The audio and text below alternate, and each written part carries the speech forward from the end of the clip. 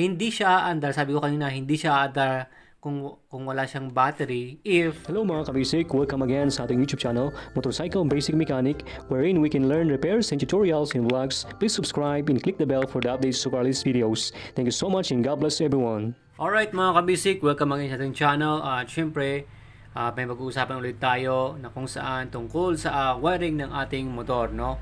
Ayan, so I hope na tayo natututo lagi sa ating pagmimekaniko. So ngayon, mga kabisik, ang ating sagutin na katanungan is yung laging sinasabi na pag battery operated ba yung aking motor is pag walang battery, naandar pa ba siya or hindi na? Okay? Syempre, ang kasagutan dyan, pwedeng hindi at pwedeng oo. Okay? So, bakit ko nasabi yon? So, ito yung pag-uusapan natin. Alright? So, mga kabisik, unang-una sa lahat is, syempre, pag battery operated na sinasabi, is yung battery operated yung ating CDI. Okay? Yung CDI ang tinutukoy doon na battery operated. Na kung ang battery natin, halimbawa, ay dead cell na, no? Nasa motor mo, kaya lang pag tinetest mo yung battery mo, hindi na niya naho-hold yung 12 volts, naging kung lang siya 11 volts, 10 volts, 9 volts, no? Hindi mo na maasahan yung battery mo pag ganon, no? Alright? Pag nalulubat siya. Okay, basta walang problema sa stator mo, sa charging mo, no? Yung ibig kong sabihin talaga ay yung bumigay na, ay yung battery yung bumigay. Okay? At talagang yung battery mo na yung kailangan palitan doon. But anyway, halimbawa man, hindi na okay yung battery natin. So, aandar pa kaya yung ating motor na battery operated? Yes, kung, okay. Yes, kung, ito na mga kabisik. Aandar pa rin siya mga kabisik. Basta, mahalaga dyan is yung ating ignition switch ay maganda. Okay, ibig sabihin, gumagana yung ating ignition switch. Kasi, once na yung ating ignition switch mga kabisik, is siyempre yung mga battery operated, sorry no, wala yung dalawang wire lang. Itong red lang at saka black yung meron sa ating battery operated natin. Yan. Siyempre, gagana pa rin, aandar pa rin yung ating motor.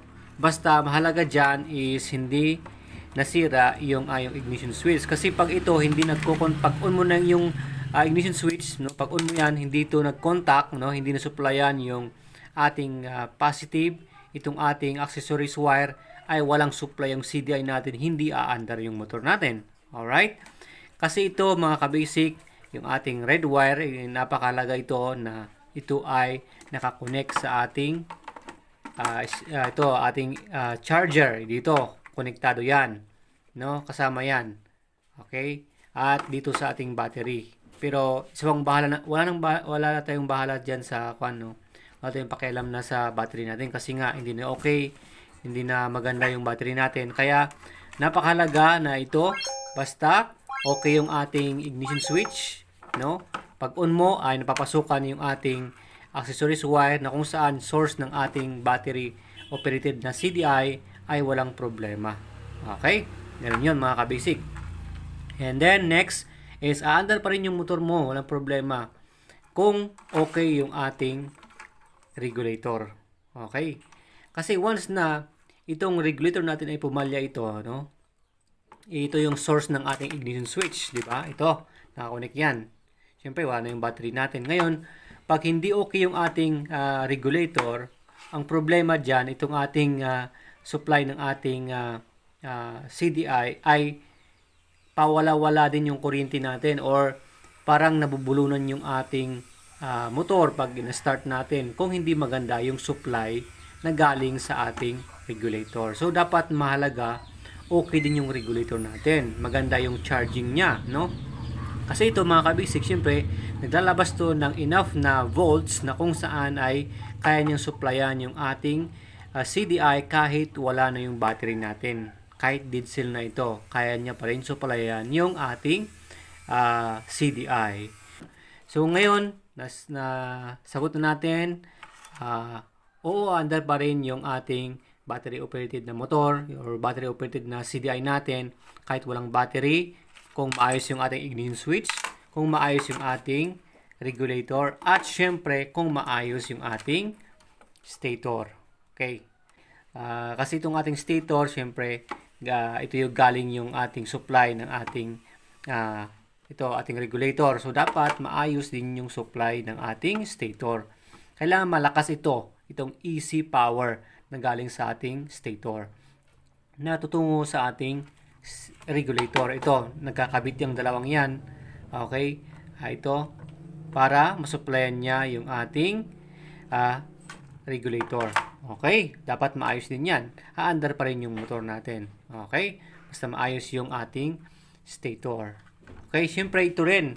Siyempre, wala itong isa kasi ito yung pa sa mga primary operated na CDI. Okay, yan. Siyempre, kailangan maayos din itong ating negative at saka pulsar natin. Itong pulsar natin, dapat maayos din ito. Siyempre, ito yung magta-timing. Dito yan sa ating CDI. Diba? Diyan. Saka ito sa taas. Diba? Okay, so dapat maayos yung dalawang yan. Kasi kahit good yung ating ignition switch natin, stator natin, yung ating dalawang supply ng ating regulator, okay yung regulator natin. Kung ito naman nagpumalya ng ating pulsar, pumalya ito, no, mag-timing ng ating kuryente, wala pa rin. Okay, hindi andar or hindi maganda yung andar ng ating motor.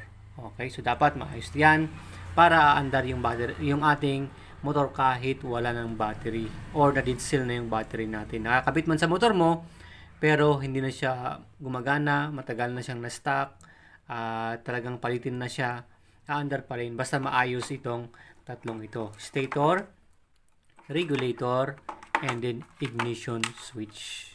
Okay? Siyempre, kasama na rin yan yung mga connector niya. Kasi siyempre, from the regulator, patungo sa ating ignition switch, siyempre mayroon yang socket or dapat maayos yung connect nila, hindi walang putol dyan na linya.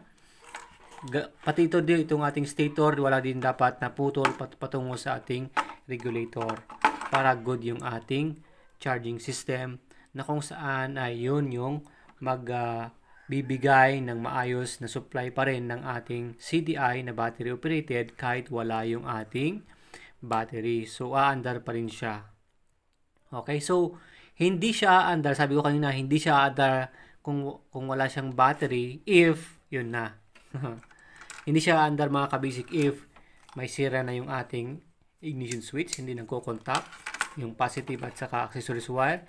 Hindi rin siya aandar kung sira na yung ating regulator at hindi na rin siya aandar siyempre pag wala na yung sira na yung ating stator.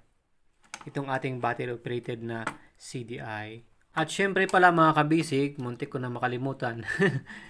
Pag okay pa rin yung ating, aandar pa rin yung ating motor na battery operated na CDI, okay, kahit walang battery, kung okay yung ating CDI. Okay, so dapat okay din tong CDI natin.